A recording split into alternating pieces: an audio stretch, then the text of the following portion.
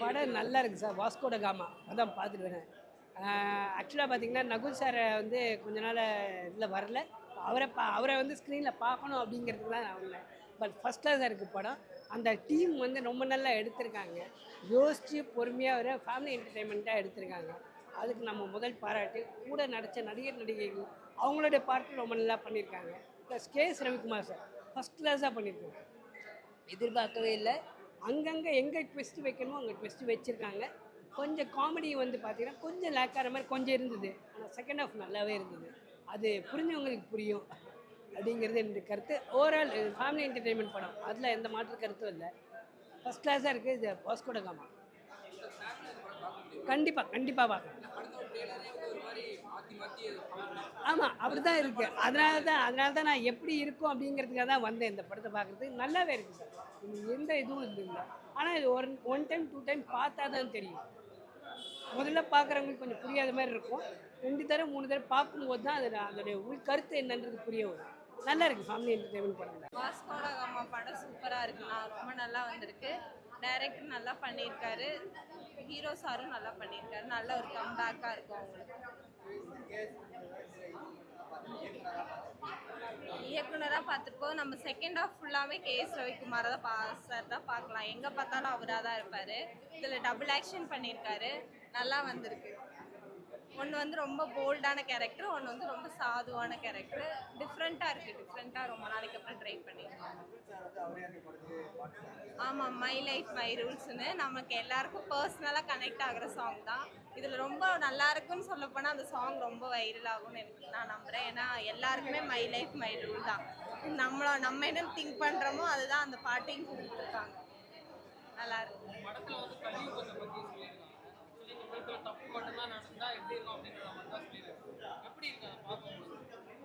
தப்பு நடக்காத இல்லைல்ல, எல்லா இடத்துலையுமே நடக்குது. நமக்கு தெரிஞ்ச நிறைய தப்புகள் நடக்குதுல்ல.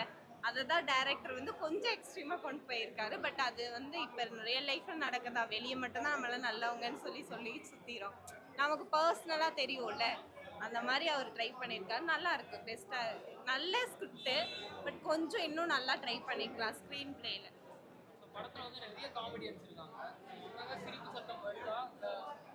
நிறைய காமெடி இருக்குன்னா நம்ம ஒரு ரீல்ஸாக பார்க்கும்போது சிரிப்பாக இருக்கும். ஆனால் படமாக பார்க்கும்போது நமக்கு கண்டினியூட்டி மிஸ் ஆகுற மாதிரி ஒரு ஃபீல் இருக்குது.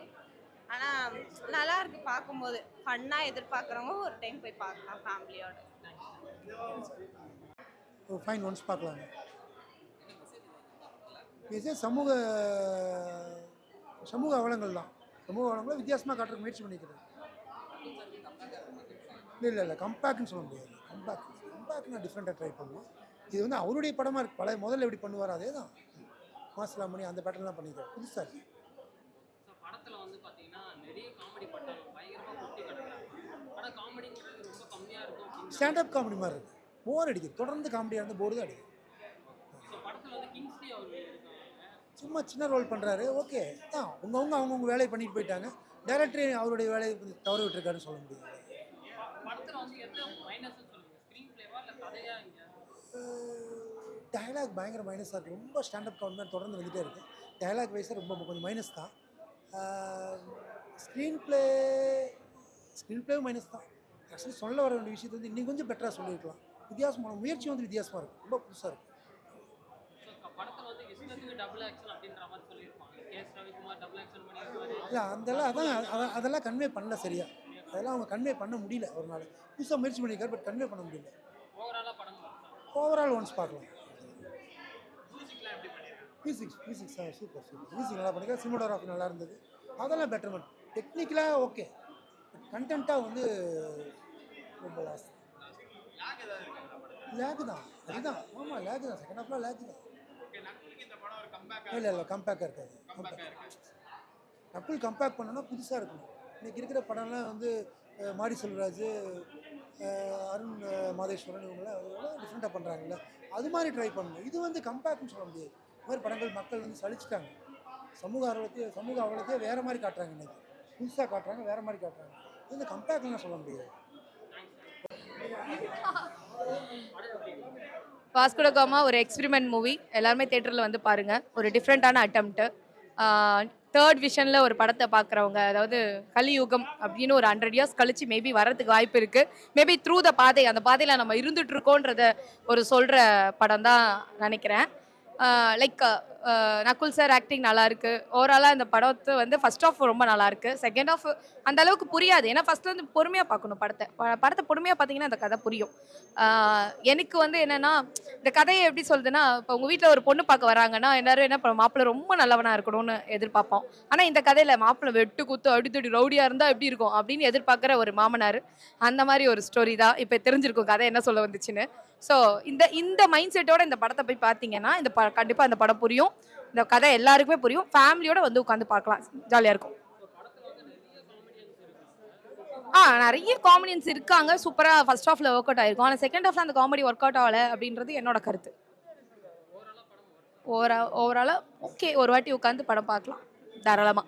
ஏன்னா நிறைய வெட்டுக்குத்து படங்கள், அண்ணன் தம்பிங்களை பழி வாங்குற படங்கள், அண்ணன் தம்பிங்களே கொலை பண்ணிக்கிற படங்கள், குடும்பத்துக்குள்ள கலகம் ஏற்படுத்துகிற படங்கள்லாம் வரும்போது பெட்டர் இந்த படம் ரொம்ப நல்ல படம் தான் அதுக்கு கம்பேர் பண்ணும்போது. ஸோ வந்து ரியாலிட்டி என்னமோ அதை வந்து காட்டியிருப்பாங்க. ஸோ இப்போ கெட்டவங்களுக்கெல்லாம் வந்து நிறைய இது பண்ணுறாங்க. ஸோ நல்லவங்க தான் நிறைய பாதிக்கப்படுறாங்க. அதை வந்து மெயினாக கான்செப்டாக வச்சு பண்ணியிருக்காங்க. எல்லாம் அக்செப்ட் பண்ணுற மாதிரி தான் இருந்துச்சு. நமக்கு புரிஞ்சுக்கிற மாதிரி இருக்கும்ல. ஸோ பார்க்கும்போது புரியும் எல்லாமே. ஸோ நமக்கு நிறைய விஷயம் கனெக்ட் ஆகும், இப்படிலாம் இருக்குது அப்படின்னு சொல்லி. ஆமாம், காமெடி சீன்ஸ் எல்லாமே ஒர்க் அவுட் ஆயிடுச்சு. சூப்பராக இருந்துச்சு. அதான் சொல்லிட்டேனே, இப்போ நல்லவங்களுக்கு காலம் இல்லை அப்படின்னு சொல்கிறாங்களே, அது மாதிரி. எல்லாருமே சூப்பராக பண்ணியிருக்காங்க. நக்குல் நல்லா பண்ணியிருக்காங்க. கேஎஸ் ரவிக்குமார் சாரோடது பயங்கரமாக இருக்கும். மியூசிக் சூப்பராக பண்ணியிருக்காங்க. மியூசிக் கண்டிப்பாக பார்க்கலாம், சூப்பராக இருக்கும். டிஃப்ரெண்ட்டாக ட்ரை பண்ணியிருக்காங்க, நல்லா வந்திருக்கு.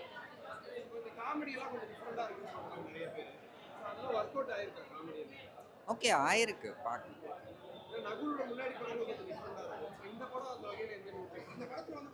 இது ஒரு கம்பேக் மூவின்னு சொல்ல முடியாது, படம் நல்லா இருக்கு, பார்க்கலாம். மியூசிக் ப்ளஸ் தான், மியூசிக் பொறுத்த வரைக்கும் நல்லாவே இருக்கு. ரெகுலர்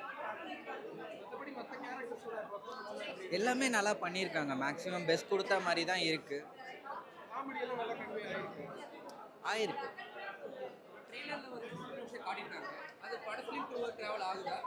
இல்லை ட்ரெய்லர் ஆக்சுவலாக பார்க்கல, நான் படம் தான் டைரெக்டாக பார்த்தேன்.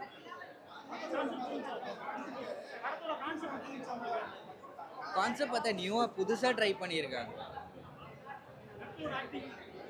நல்லா இருக்கு பார்க்க. பேக்ரவுண்ட் ஸ்கோர் வந்து கொஞ்சம் நல்லா இருக்கு, மியூசிக் நல்லா இருக்கு. பாட்டு பெருசாக இல்லை, சும்மா ஒரு பேக்ரவுண்ட் சாங் மாதிரி தான் வந்தது. தாராளமாக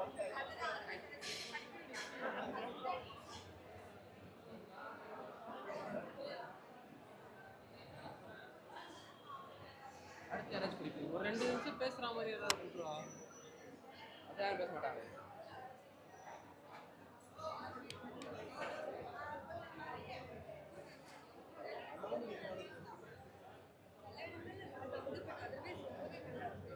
நீங்கள் ஆல்ரெடி எடுத்துட்டீங்க. அந்த படத்தை நான் பார்த்தேன். அந்த பொண்ணு கவர் பண்ணு.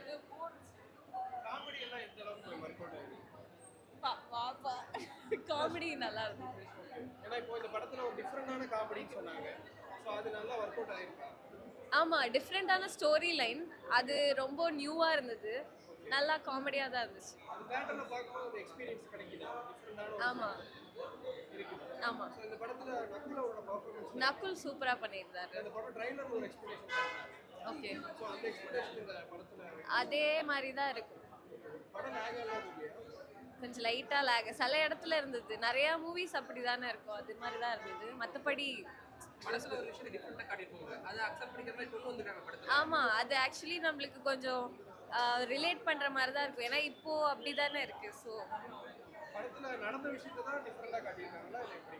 இல்லை, இனிமேட்டு எப்படி இருக்க போதோ அப்படி காட்டிவிட்டாங்க. லைக் இனிமேல் ரொம்ப பேட் பீப்புள் தான் அதிகமாக இருப்பாங்க, நல்லது பண்ணுறவங்க யாரும் இருக்க மாட்டாங்கன்னு சொல்லிட்டு அதுதான் காட்டியிருப்பாங்க. சாங்ஸ் எல்லாமே மற்றபடி சாங் சூப்பராக இருந்துச்சு. ஜிவி பிரகாஷோட ஒரு சாங் ரொம்ப நல்லா இருந்தது. படத்தை ஃபேமிலியாக என்ஜாய் பண்ண முடியுமா? ஆமாம், ஃபேமிலியாக. வாஸ்கோட காமா போயிடுச்சு வாஸ்கோட காமா இங்கே தான் பண்ணியிருக்காங்க. டைரக்ஷன் ரொம்ப சூப்பராக இருக்குது அப்படின்னு சொல்ல முடியாது, ஓரளவுக்கு சுமாராக பண்ணியிருக்காங்க. இதை கேட்டுட்டு என் மேலே காண்டாவாதீங்க, இப்படி இந்த அக்கா தான் சொல்ல சொன்னாங்க, நான் சொல்லிட்டேன். சத்தியமா அதுக்கு எனக்கு பிரச்சனை எந்த சம்மந்தமும் கிடையாது. மூவி நல்லா இருக்கு, பார்க்கலாம். Music okay. ட்ரை பண்ணியிருக்காங்க இல்லையா? ஸோ அதெல்லாம் ஒர்க் அவுட் ஆயிருக்கா? இல்லை, இதில் காமெடி ட்ரை பண்ணியிருக்காங்க, பட் காமெடி அந்த அளவுக்கு இல்லை. ஓகே, எல்லாம் நிறைய ஆர்டிஸ்ட்லாம் போட்டிருக்காங்க. ஆமாம், நானும் ஒரு சீன் பண்ணியிருக்கேன். உங்களோட போர்ஷன் சொல்லும்போது உங்களுக்கு இன்ட்ரெஸ்டிங்காக இருக்கு. இல்லை, எல்லாரோட போர்ஷன்ஸும் நிறைய ஆக்டர்ஸ் கொண்டு வந்திருக்காங்க, நிறைய பேர் இருக்காங்க. எல்லாருமே ஒரு பாசிங் க்ளவுட்ஸ் மாதிரி டக்கு டக்குன்னு மூவ் ஆயிடுறாங்க. இதில் ரொம்ப நேரமாக ஸ்டேயாக இருந்து பண்ணியிருக்கிறது யாருன்னு பார்த்தீங்கன்னா கேஎஸ் ரவிக்குமார் சார். ஸோ அந்த போர்ஷன்ஸ்லாம் நல்லா இருக்கு. இன்னும் கொஞ்சம் எஃபர்ட் எடுத்து பண்ணியிருக்கலான்றது என்னோட கருத்து. என்ன டேரக்டர் எதாவது ட்ரை பண்ணியிருக்காரு? அதான் சொன்னாங்களே, ஸோ நேர்மையாக வாழ்ந்தா அந்த அளவுக்குலாம் இருக்க முடியாது. இந்த கஞ்சா போதை இந்த மாதிரி சீன்ஸு அந்த மாதிரி இருந்தால் வாழணும். நேர்மையாக வாழ்கிறவங்கள பிடிச்சிட்டு வந்து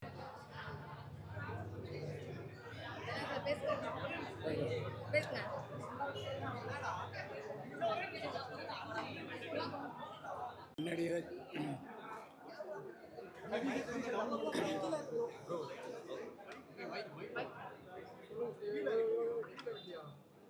கொஞ்சம் கீழே கொஞ்சம் மைக் கீழே வாஸ்கோட காமா படம் வந்து வழக்கமான படம் இல்லை. முதல்ல அதான் முக்கியமான விஷயம். அதாவது இப்போ சமீபத்தில் பார்த்தீங்கன்னா பேய் படம் எடுக்கிறாங்க, இல்லாட்டி அரசியல் படம் எடுக்கிறாங்க, இல்லாட்டி காலேஜ் லவ் படம் எடுக்கிறாங்க.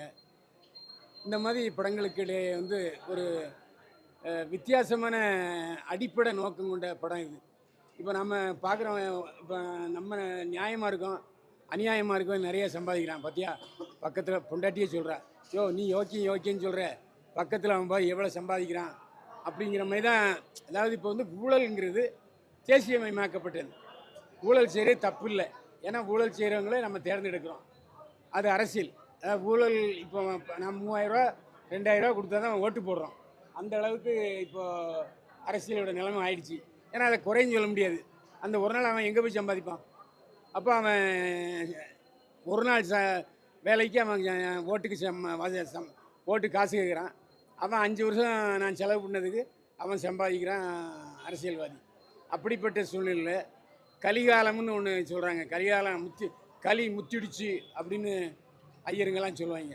அந்த மாதிரி இப்போ வந்து அக்கிரமக்காரர்கள் வாழ்கிறார்கள், அநியாயம் செய்கிறவங்க ஆட்சி செய்கிறாங்க, யோக்கியமானவன் அப்பாவியாக இருக்கவன் ஜெயிலில் பிடிச்சி போட்டுறாங்க. ஒன்றும் இல்லை, இப்போ 3000 கோடி அடித்தவன் சாதாரணமாக ஒரு பிளேன், தனி பிளேன் வச்சுக்கிட்டு வெளிநாட்டுக்கு போயிடுறான்.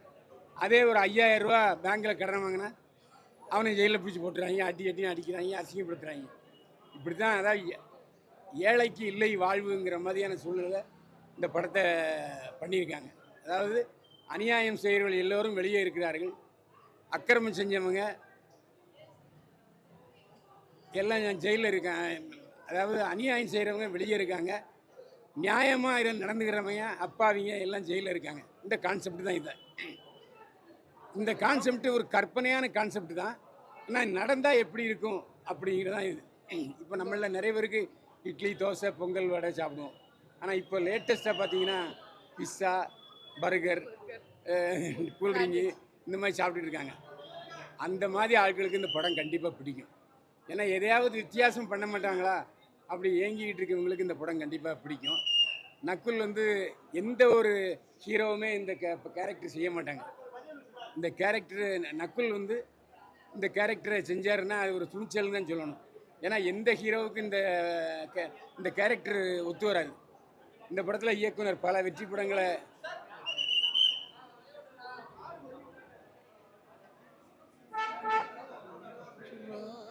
கூடாது. அதே மாதிரி இந்த படத்தில் வந்து நிறைய இன்னைக்கு நடக்கிறத அப்படியே காமிச்சிருக்காரு டைரக்டர் புதுசு, கேமராமேன் புதுசு. இந்த படத்தில் கேமரா மிக அழகாக இருக்குது. அதாவது நிறைய பேர் என் ஃப்ரெண்ட்ஸ் சொன்னாங்க, இந்த படத்தில் நீங்கள் ரொம்ப அழகாக இருக்கீங்கன்னாங்க. ஏன்னா அப்போ நான் வந்து டை அடிச்சிட்டு இருந்தேன். இந்த படத்தில் ஒப்பந்தம் பண்ணும்போது இது ஒரு வித்தியாசமான படம்னாரு. அந்த சீனை மட்டும்தான் சொல்லுவாரே தவிர அடுத்த சீன்லாம் டைரக்டர் சொல்ல மாட்டார்.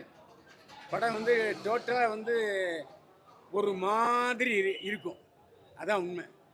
அதாவது ஒரு மாதிரின்னா அது வித்தியாசமான மாதிரி நம்ம நினச்சிக்கலாம். அதான்